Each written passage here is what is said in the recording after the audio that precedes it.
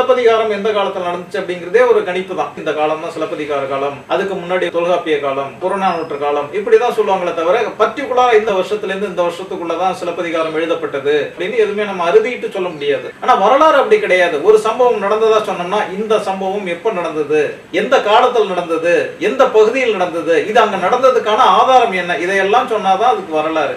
ஆக முஸ்லிம்களுடைய வரலாறு இன்றைக்கு தமிழ்நாட்டில் இருக்கிற மிகப்பெரிய தொன்மையான பல பள்ளிவாசல்கள் பார்க்கிறோம். சேர்மான் பெருமாள் பள்ளிவாசல் பார்க்கிறோம், திருச்சியில இருக்கிற ஒரு பள்ளிவாசல் இருக்கு. இந்த மாதிரி பள்ளிவாசல்கள் எல்லாம் இஸ்லாம் என்றைக்கு அரேபிய மண்ணில் உருவானதோ அதே காலகட்டங்களே உருவானது. அதே மாதிரி கீழக்கரையில் இருக்கிற பள்ளிவாசல்களாக இருக்கட்டும், காயல்பட்டினம் பள்ளிவாசல், இந்த பள்ளிவாசல் எல்லாம் இன்னைக்கும் ஆதாரங்களா இருக்கு. அதுல ஏன்னா முஸ்லிம்கள் பண்ண ஒரு பெரிய தவறு, ஆரம்ப காலத்துல இருந்த பள்ளிவாசல்கள் தர்காக்கள்லாம் வரலாற்றினுடைய அடையாளங்கள். அந்த தர்காக்களை இவங்க ஷிர்க்குங்கிற பேர்ல தர்காக்களை அலட்சியம் பண்ணவருடைய விளைவு முஸ்லிம்களுடைய வரலாறு மண்ணோடு மண்ணா இன்னைக்கு புகஞ்சு போய் கிடக்கு. அது ஷிர்கா இல்லையாங்கிறது இல்ல விஷயம்.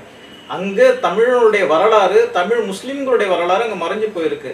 அந்த வரலாறுகளை நம்ம வெளியில எடுத்து இந்த மக்களுக்கு நாங்களும் இந்த மண்ணுடைய பூர்வக்குடிகள் தான், இந்த மண்ணு உங்களுக்கு எப்படி சொந்தமோ அது மாதிரி எங்களுக்கு சொந்தம் தான், நாம எல்லாம் ஒரே சொந்தம் தான், நான் ஒரு தலைமுறையில வந்திருப்பேன், எனக்கு முன்னாடி நீங்க வேற ஒரு தலைமுறையில வந்திருப்பாங்க, இப்படி எல்லாமே ஒரு மார்க்கத்தை ஏத்துக்கிட்டு இருக்காங்க. அவ்வளவுதானே தவிர நம் மண்ணால் வாழுகின்ற நிலத்தால் பேசுகின்ற மொழியால் நாங்களும் இந்த மண்ணுடைய பூர்வக்குடிகள் தான்